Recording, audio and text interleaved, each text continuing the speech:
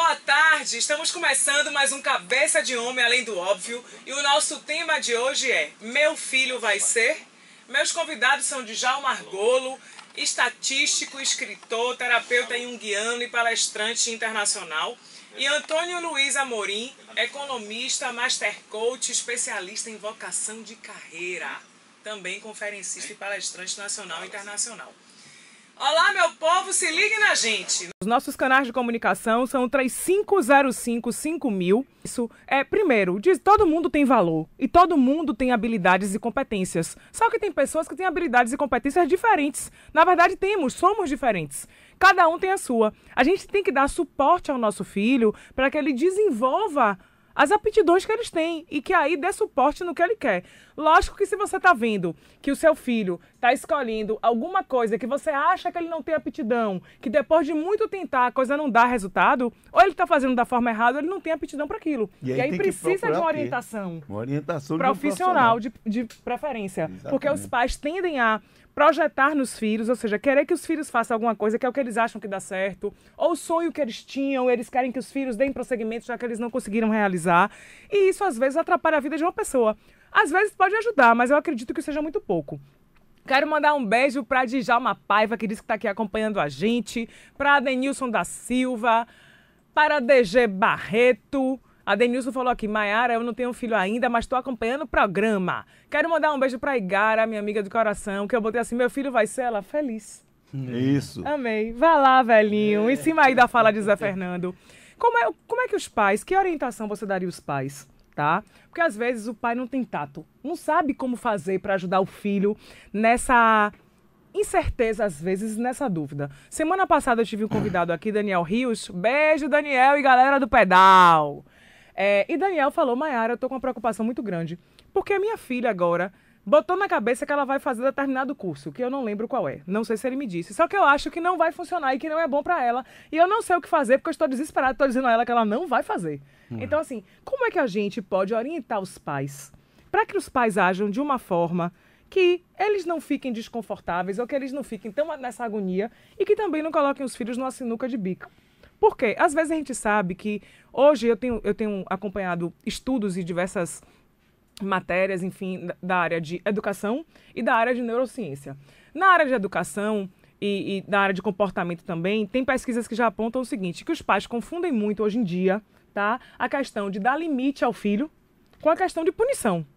Então, às vezes, tem o pai que ele vê que uma coisa não está dando certo, aí não quer dar limite ao filho, a orientação que o filho precisa, tá? Mas com medo de punir, de o filho achar ruim com essa preocupação toda que você tem hoje com o psique, que tem que ter, mas não nessa coisa louca, porque criança precisa de amor, orientação e limite. Os pais precisam dizer o que é certo e o que é errado, para que quando o filho cresça, ou o que deve e o que não deve, ou como vê ou como não vê, para que quando o filho cresça, ele tenha base e discernimento para decidir por si. Porque aí a responsabilidade já vai ser dele. Mas hoje, como é que a gente pode ajudar os pais que ficam nessa angústia e aflição ou de achar que os filhos não querem nada, ou de achar que o que os filhos vão fazer não vai dar certo. Sabe por quê, velhinho? Porque o que eu vejo hoje? O mundo mudou muito. Eu esqueci agora o nome de um palestrante, que ele também é comediante, e que ele foi para a NASA fazer um curso de futurologia. E ele disse que nos próximos 5 anos, 300 e poucas profissões que hoje existem vão deixar de desaparecer, ou vão deixar de existir, vão desaparecer. Então, o que acontece hoje? A gente está passando por uma revolução que os pais, que eu, que vocês, a gente começou numa época e a gente está em transição, já viu muitas mudanças, vocês mais do que eu. E que esses jovens de hoje, na fase dos 20 e poucos, nasceram, gente, com outro DNA, numa realidade completamente diferente, com potencial que a gente não tem nem ideia do que pode ser. Eles já conseguem ver melhor do que a gente. Então, muitas vezes, tem essa resistência mesmo, essa falta de entendimento do velho com o novo. Porque a mudança tá brusca. Isso. Vai lá, velho. Na verdade, assim, eu acho que a gente vive hoje um mundo maravilhoso do ponto de vista de informação. Você tem informação, né? Tem uma frase que eu gosto muito que diz assim, se o Google é meu pastor, nada me faltará. você vai ao Google e você... Então, o que eu quero dizer, assim, incentivar a pesquisa, incentivar a buscar informações.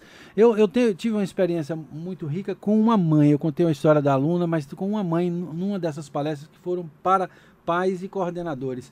Ela foi, na verdade, ela foi acompanhando uma coordenadora da faculdade. Ela é advogada. Tá. E aí ela assistiu a palestra e tal, e eu fiz uma palestra fazendo muitas provocações exatamente para os pais, no sentido de incentivar que façam mais perguntas, que deem espaço para que haja um teste, porque, como eu disse, porque a escola não ajuda. Então, ao final, ela veio conversar comigo e eu até gravei o depoimento dela. Ela disse o seguinte: olha, eu vim para acompanhar minha mãe, mas eu acho que essa palestra foi para mim. Ela disse, essa palestra foi para mim, porque eu tenho uma filha que é pequena ainda, mas que eu vivia tentando mostrar para ela o que é que vai ser o mundo para ela. Mas você me fez pensar que ela já vem me mostrando qual é o mundo para ela, porque ela é uma criança e, no entanto, ela tem um talento e um interesse pela música que é um absurdo. A menina faz leituras de partitura, a menina é um talento para a música, mas ela estava resistindo a isso. Então, eu levei ela a essa reflexão quando eu passei um filme que tem uma pergunta que eu acho que vale para o jovem e vale para qualquer idade, que diz assim: o que você faria se dinheiro não existisse? Uau, amei. Agora, uma coisa interessante, me permite entrar aí nessa sua colocação. Eu estava agora lá nos Estados Unidos, na Flórida, e um rapazinho veio me procurar conversar comigo. Ele estava aqui no Brasil fazendo engenharia. Depois ele disse assim, mas eu estava querendo atender a coisa, embora eu goste muito, eu sou muito bom em matemática e tal, mas eu quero fazer mesmo é música. Eu digo, tá bom, é uma escolha que você pode fazer. E o que é que mais poderia fazer? Eu queria levar ele justamente para a execução de uma função transcendente, mas eu não queria dizer para ele o que fazer. Sim. Aí provoquei de um lado e do outro, daqui a pouco ele parou e disse assim, mas interessante, eu acho que eu podia fazer o seguinte, estudar engenharia do som, porque aí eu estaria também fazendo uma coisa, eu digo aí, achei excelente a sua ideia. Porque você vai juntar o útil ao agradável. Você é bom em matemática, e se você prestar bem atenção, música, no fundo, é matemática. Matemática misturada com sentimento. Porque Pitágoras fez todo o seu estudo em cima disso, as oitavas, etc. Pois é, o rapaz mudou. Inclusive, no dia quando eu estava me despedindo, ele foi lá, entrou na sala, falar comigo. Quer dizer, ele estava feliz. Ele conseguiu chegar a juntar algo que ele gosta e que alguém estava querendo que ele fizesse, mas também com aquilo que ele queria fazer. E essa é a grande função. Os pais, e você disse muito bem, psicologicamente eles influenciam os filhos, os seus complexos, como você disse, mas as suas frustrações. Não conseguiram ser bailarina e quer que a filha seja bailarina. Cisne negro. Se a filha quer ser bailarina, a filha tem uma estrutura biológica que permite ser bailarina, o outro quer que o filho seja pianista. Sim, o filho tem dedos alongados, tem uma estrutura, tem uma condição para isso, precisa saber, não é? Se o menino demonstra automaticamente, você facilita, como ela disse muito bem, dê condições. O pai pode, como disse aqui o Amorim. O rapaz que falou Zé Fernando. Zé Fernando. O que ele disse? Dê as melhores escolas, dê as melhores condições. E ele que se desenvolva. Agora, você falou uma coisa, Amorim, que há muito tempo eu venho dizendo. As escolas são falidas em todos os sentidos. Elas não ensinam, porque elas não provocam conhecimento. Elas pegam e despejam conhecimento como se todos fossem iguais. E não são. Ponto. Essa questão, você veja o seguinte, a questão de fazer as perguntas. Então, eu faço uma pergunta, porque tem um componente no tempo, que é o tempo do relógio, o tempo psicológico, né? Uma hora de uma aula que eu gosto, que eu me identifico, que eu vejo que faz sentido para mim, o tempo passa de um jeito. Uma hora de uma aula que eu não identifico o sentido, que eu não gosto, que eu estou fazendo porque eu preciso passar, para passar, aquele tempo se arrasta. E aí, olha aqui, a camisa que eu vim vestido, quem está no periscópio está vendo, mas quem está ouvindo não. Então, o que está escrito aí pro aqui? Pessoal ver. Eu não mato aula. A aula é que me mata. Pronto. Eu fiz várias palestras com essa camisa. Eu não mato aula, a aula é que me mata. E eu sempre perguntava para eles, qual é a aula que ele mata? Porque são todas as aulas? Não, tem aula que não me mata, tem aula que eu gosto de estar. Então, a gente começa a identificar algumas pistas daquilo que faz sentido para você. Isso não está só dentro das escolas, está também dentro das organizações. Dentro das organizações acontece muito isso. O dia, em um trabalho em que eu não gosto, é como eu vi uma vez uma pessoa dizer numa farmácia, às 9h30 da noite, hoje dá 11, mas não dá 10. Agora me diga uma coisa, Muniz, será que efetivamente a pessoa está fazendo um trabalho que não gosta, ou o trabalho botou a pessoa para fazer algo que ele não gosta? Que ele não se identifica. Ainda tem isso. Porque o que falta em muitas organizações é isso. Você pegar a pessoa para botar professor, por exemplo. Tem muito professor que está dando aula, mas que não nasceu para ser professor. Isso. Porque ele quer aparecer em cima dos alunos. Ele quer mostrar que sabe. Isso tinha que ser algo muito sério. A vocação tinha que ser comprovada. Isso devia se fazer com o professor, mesmo que se faz com advogado, fazer. Mas não é somente um testezinho besta, não. Tem que fazer algo muito mais importante, verificar se o cara sabe ensinar. Sabe, passar conhecimento. Porque você, para ser um bom professor, você tem que chegar diante do aluno e pensar assim: eles nada sabem. Eu tenho que transmitir um conhecimento. E transmitir o conhecimento a partir de quê? Das condições deles. Fazendo eles fazerem, levando eles a fazer. Não simplesmente eu empurrar goela abaixo o conhecimento que eu tenho. Há uma definição de talento, que aí a gente está entrando no campo do talento, que eu acho muito interessante, que diz o seguinte: talento é aquilo que você faz e que os outros acham que você faz melhor do que os outros. Uau, gostei. Talento é aquilo que você faz e que os outros acham que você faz melhor do que os outros. Gente, eu vou só ler uma mensagem rapidinho de Ricardo Maciel aqui pra gente ir pros comerciais. E vocês abriram tantas janelas que eu anotei vários pontos aqui pra gente conversar na volta. Um beijo, Maciel. Eu perguntei aqui.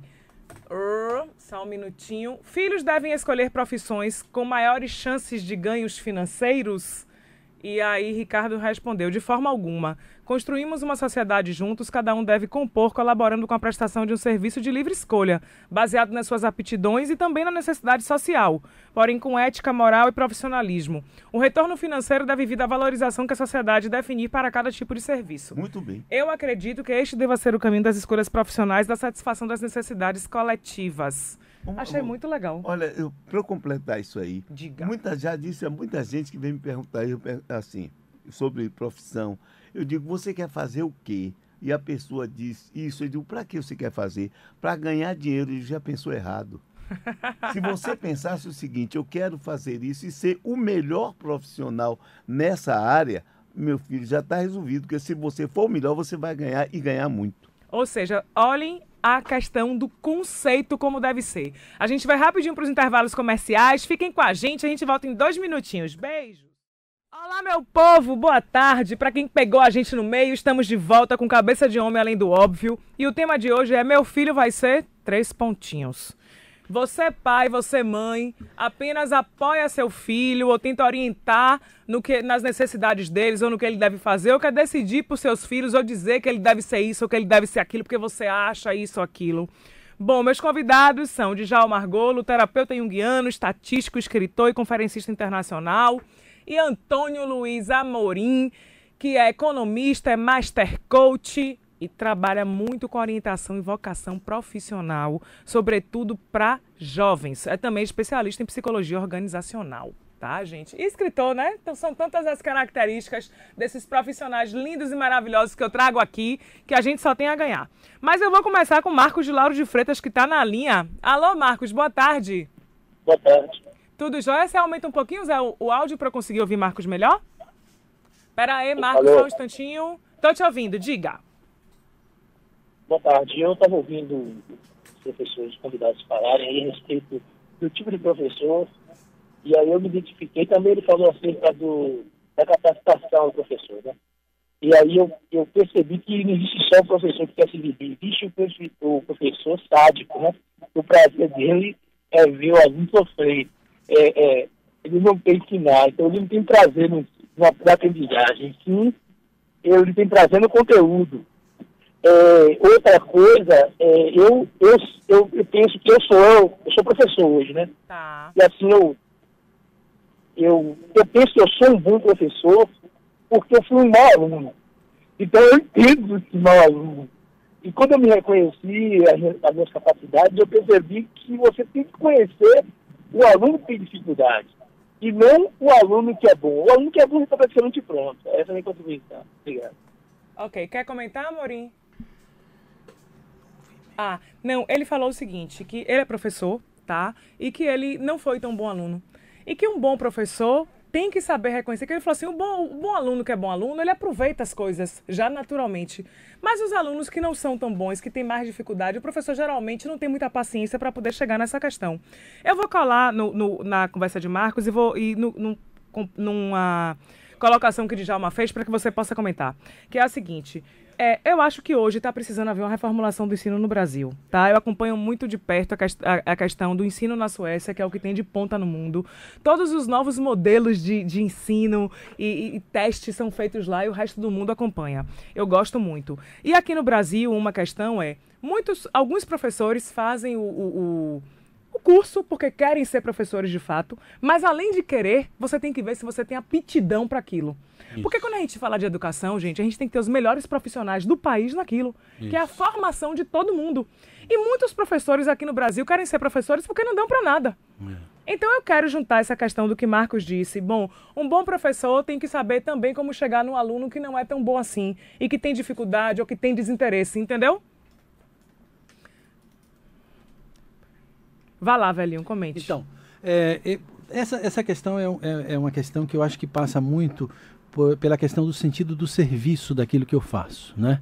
Não é só a técnica. Não adianta, Djalma, mestre aqui, sabe disso. Não adianta eu me formar em psicologia, ser um psicólogo, se eu não tiver sensibilidade, se eu não tiver percepção, se eu não conseguir fazer empatia, se eu não conseguir fazer uma leitura do que está acontecendo com o outro. Sim, deixa eu só colocar. Eu trabalhei numa empresa, quer dizer, prestei serviço para uma empresa que tinha uma mulher lá que era quem fazia atendimento de serviços internos. A mulher, a mal-humorada, detestava que todo mundo procurasse ela. Ela não queria que ninguém pedisse nada e colocaram ela para ser atendente de serviços internos. Isso, e tal. Mas continue, velhinho. Então, a questão é essa. Então, quando eu faço aquela pergunta, né, a do filme, que diz assim, o que você faria se dinheiro não existisse? É uma boa provocação, porque o que ele mostra é o seguinte, que muitas vezes, e volta para a questão dos pais, eu quero que você faça aquilo que eu não fiz, ou aquilo que dá dinheiro, para muitas vezes, mais na frente, você gastar dinheiro com remédio, porque você foi infeliz fazendo aquilo, você não via sentido naquilo que você fazia. Isso vale para qualquer profissão, isso vale para o professor, isso vale para o psicólogo, vale para qualquer profissão. Por isso que eu acho que essa é uma questão fundamental, porque a escolha correta implica em saúde, implica em bom humor, implica em resultado. Então, a provocação do que dinheiro... Numa vida feliz. Numa vida feliz. E essa é uma questão interessante, porque você pega, às vezes, um menino com 17 anos, lá em Recife eu fiz uma palestra, e quando eu coloquei o filme que eu trouxe, a pergunta, o que você faria se dinheiro não existisse? O menino disse, não, eu continuaria fazendo medicina. Eu falei, com medicina por quê? Ele falou, não, porque eu entendo que eu tenho uma contribuição para dar. Inclusive, eu quero fazer parte do Médicos Sem Fronteiras. Quer dizer, aos 17 anos o menino já tem uma clareza dessa.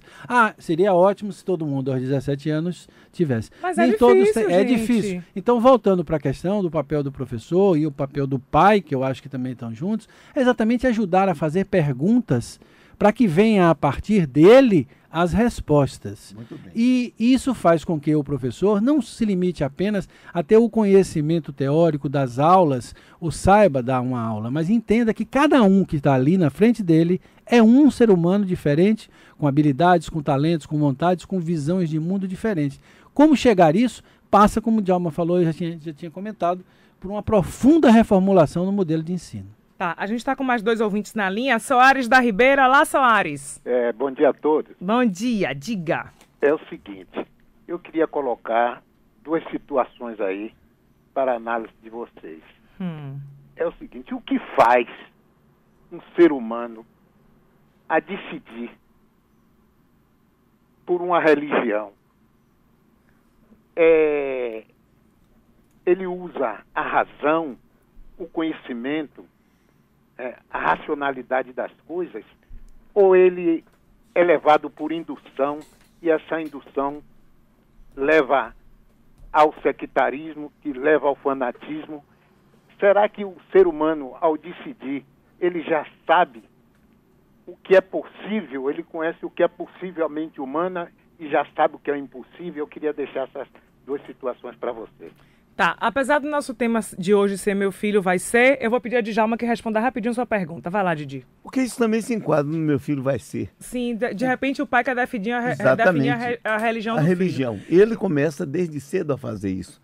Porque se ele é da religião tal, ele quer levar o filho para ser daquele tipo que ele acha que é a melhor coisa possível. Sim. Não é? O grande problema é a forma como ele vai levar essa religião para o filho. Porque ele pode levar de uma forma que o menino possa começar a pensar de maneira positiva, ou ele pode levar de uma forma que o menino termine indo para o ISIS, para fazer explodir uma bomba dentro dele. Ou seja, a religião pode ser um processo educativo, mas ela tem que ser passada dessa forma.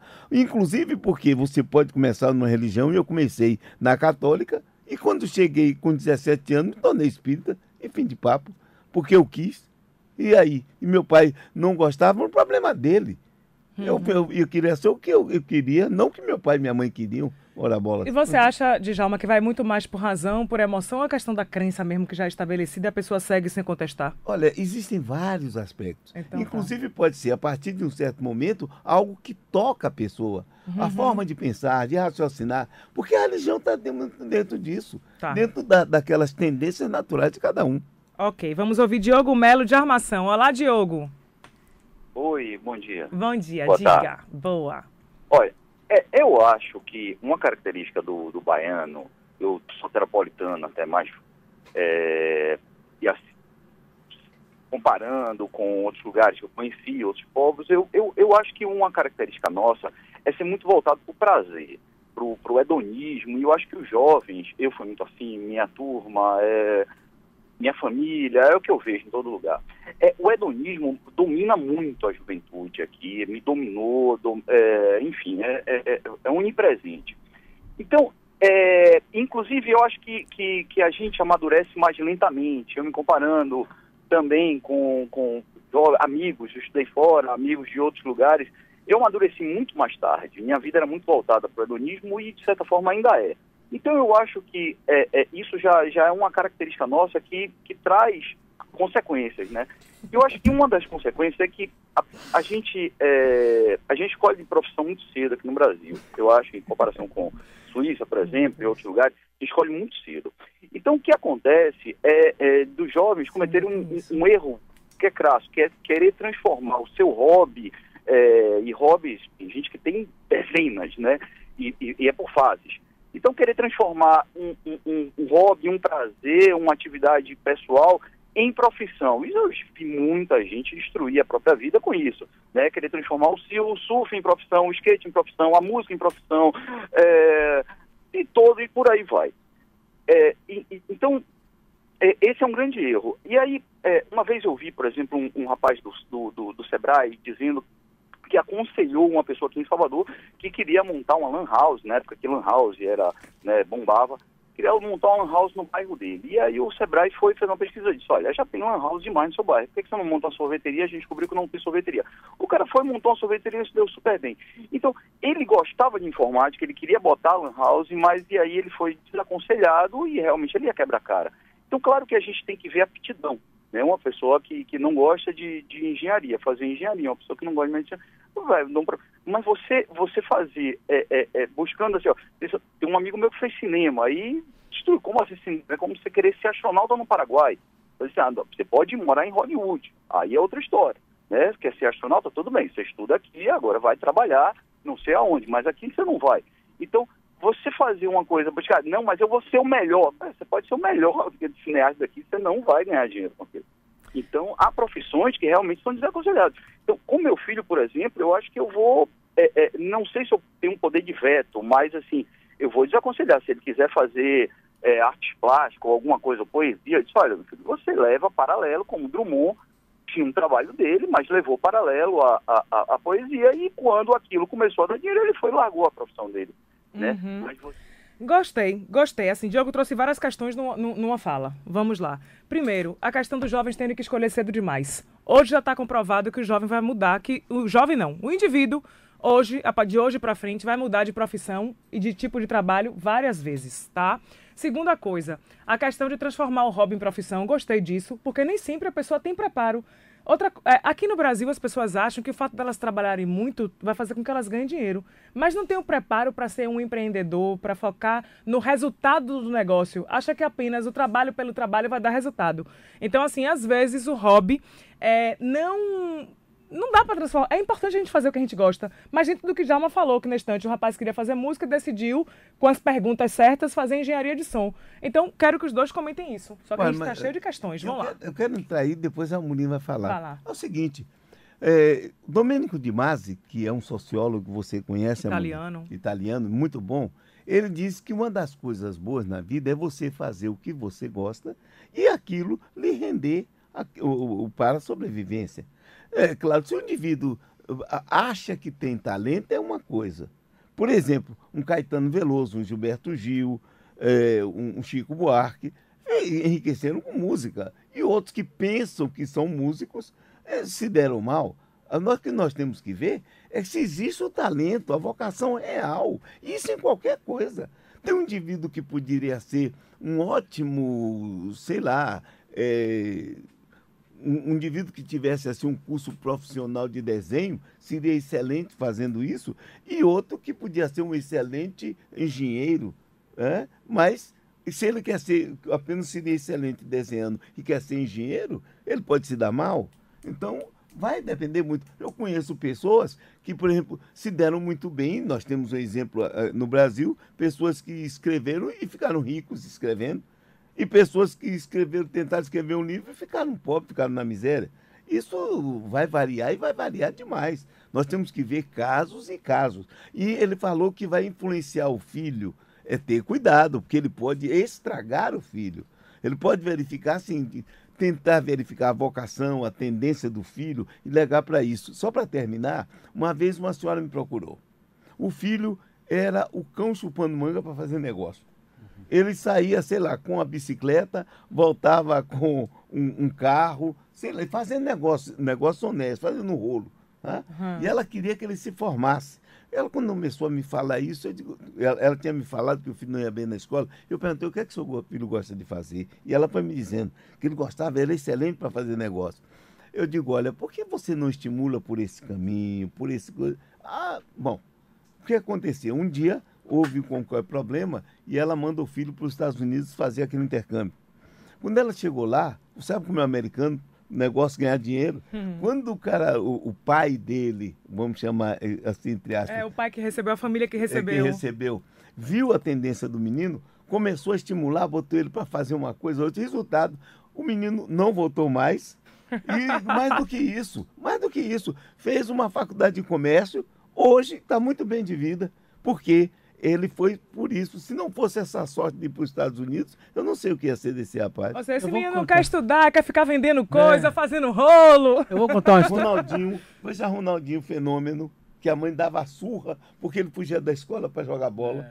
Não, eu vou contar um caso real para vocês, que ele tem uma parte até que é interessante, que é engraçada. Quando eu fui gerente lá no Polo, eu tinha passei a ser o gerente administrativo e recursos humanos, eu recebi de herança uma secretária quando houve uma fusão das empresas, de duas empresas. Então, essa secretária, ela trabalhava na área de tecnologia e virou minha secretária. Esse caso é tão curioso que eu escrevi recentemente um artigo chamado Os Caminhos da Tomada de Decisão, o caso da Índia, que é o caso dessa secretária. Rapidamente, Depois me passe para eu publicar no Face do Cabeça de Homem. Tá, eu vou passo sim. O que aconteceu com esse caso? Ela era uma pessoa muito gentil, muito simpática, mas às vezes eu tinha uma reunião que ia acontecer aqui em Salvador e ela não me dizia que era em Salvador. Quando faltava 10 minutos, ela dizia assim, Amorim, você não vai sair para a reunião, não? Eu falei, não é aqui no lado. Ela falou, não, é em Salvador. E era em Camaçari, na verdade, eu estava em Camaçari. Aí eu tinha que vir feito louco, ou ter que cancelar a reunião. Outra coisa, tinha um pagamento para fazer. Sim, me desculpe, eu vou pagar isso aqui, mas ela esquecia a minha agenda. Eu passei a ter uma agenda paralela que eu controlava a agenda dela. Então eu anotava as coisas e dizia, olha... Você passou a ser o secretário. Eu dizia, olha, lembre que hoje eu tenho tal coisa. E aquilo, num primeiro momento, foi me incomodando e tal, aquela situação. Um dia eu chamei ela, conversamos. Ela disse, realmente eu não tenho ela forçava aquilo, não tinha talento. Não tinha vocação para ser Bom, secretária. passa o pano, desce o pano, depois eu tenho hoje na minha casa lá um quadro e mais algumas peças. Essa moça foi para a Itália depois e ela chama-se Índia. Na Itália ela tem o nome artístico de Índia, é uma grande artista na Itália. Então o que eu provoco no artigo é o seguinte: se eu tivesse, eu ficaria com uma secretária muito ineficiente. Sim. E ela muito infeliz na vida. E o mundo perderia uma grande artista. E o mundo perderia uma grande artista. Bom, eu quero, ou seja, só fazendo uma recapitulada aqui. Não adianta a pessoa insistir, tanto o pai ou o filho, o indivíduo, insistir numa coisa que ele não tem a vocação mesmo que goste. É aquilo que a Amorim falou, que eu gostei muito da frase. Como é que eu vou saber se eu sou bom ou não nisso, quando eu tenho talento? E na definição que eu achei que cabe perfeitamente. Talento é aquilo que você faz e que os outros acham que você faz melhor do que a maioria. Então, ou seja, não adianta só, eu gosto disso e vou transformar esse hobby em profissão.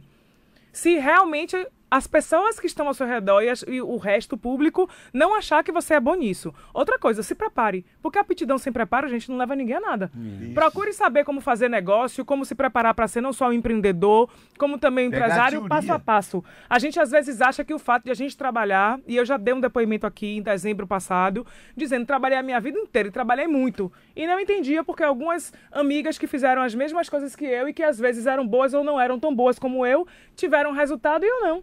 Porque eu fazia amadoramente. Eu achava que o fato de eu trabalhar bem, de eu fazer uma boa entrega, etc., que era suficiente, não era. Sabia bem trabalhar. Sabia. E fazia com competência. Sim, outra coisa. Escolher desde cedo a profissão é difícil. Eu, quando fiz comunicação vestibular, eu sabia que eu queria fazer comunicação, mas não sabia o quê. Aí trabalhei na área no início, mas abri minha empresa de evento cedo. Depois falei assim, não vou trabalhar com jornalismo não, porque não vai dar para eu pagar conta, etc. E eu tô gostando de evento. Levei 10 anos afastada.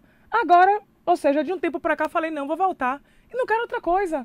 Às vezes também a gente sabe que a gente tem jeito para aquilo, mas até que a gente esteja preparado para fazer aquilo de fato com alma e com profissionalismo e com a preparação que precisa, demora um tempo. Exatamente. Agora, tem uma coisa aí que o pessoal sempre falou, me permita, Mayara, que é influenciar com os filhos. O pai pode fazer, o problema não é o influenciar. Sim. É a forma como influencia.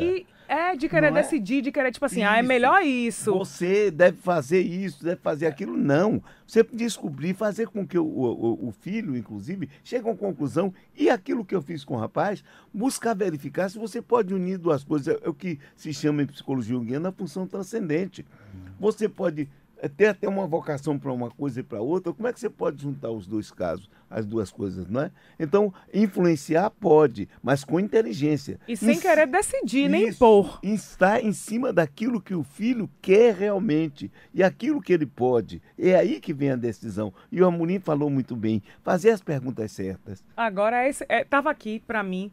Quais são as perguntas certas? Como saber quais são as perguntas certas? Temos 2 minutos para encerrar. Então, veja só, outro caso. Eu acho interessante quando você traz alguns casos, né? Eu tive uma experiência com um rapaz que estava fazendo um trabalho de orientação, não em sala, mas no escritório, e ele estava muito pressionado pelos pais para decidir. E um dia eu percebi, conversando com ele, que o que estava incomodando mais ele não era a dúvida entre a profissão A ou B, era a pressão por decidir. Então eu falei para ele, conversando com ele, eu falei assim, por que você não disse que já decidiu? Eu falei, não, porque ele falou, porque eu não decidi. Eu digo, mas fala que você já decidiu e que você só vai informar, comunicar depois que você se matricular. Ele fez isso.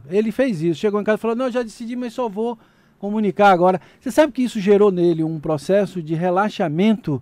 E ele chegou e tomou a decisão. E quando ele tomou a decisão, isso eu sempre digo, quando existe uma dúvida, quando o outro incomoda, é porque a dúvida ainda existe em mim. Quando eu estou decidido, o incômodo não vem a partir do outro.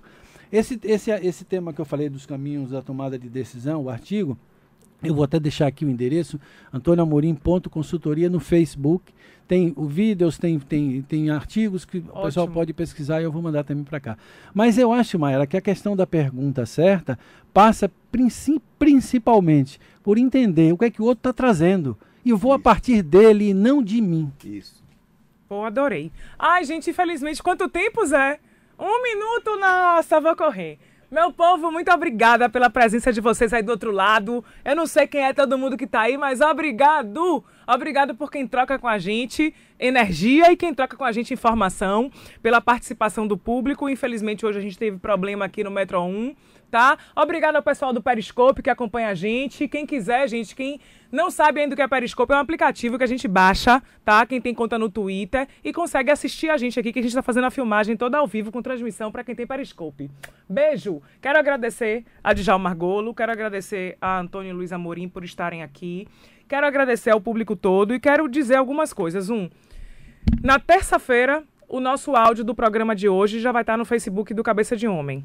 Na quinta-feira, eu vou estar colocando os melhores momentos da filmagem no Face e a filmagem integral na sexta. Entre no nosso canal no YouTube, que é o Cabeça de Homem, que já tem todos os vídeos de todos os programas de 2014, 2015 e 2016.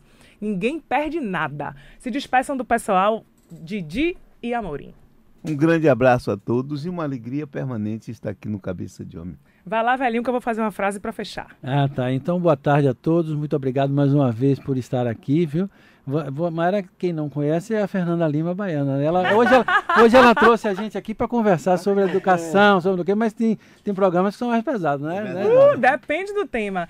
E eu vou encerrar com uma frase que eu gostei. Dante me passou aqui. O papel dos pais está em dar as melhores informações, ou seja, a educação, para que os filhos façam as melhores escolhas. Deem suporte aos seus filhos. O papel dos pais está em dar as melhores informações através da educação para que os seus filhos possam fazer as melhores escolhas. Esse é o meu recado para vocês. Um beijo no coração e até domingo que vem que o pessoal, os meninos do futebol vão entrar no ar agora. Beijo, fui!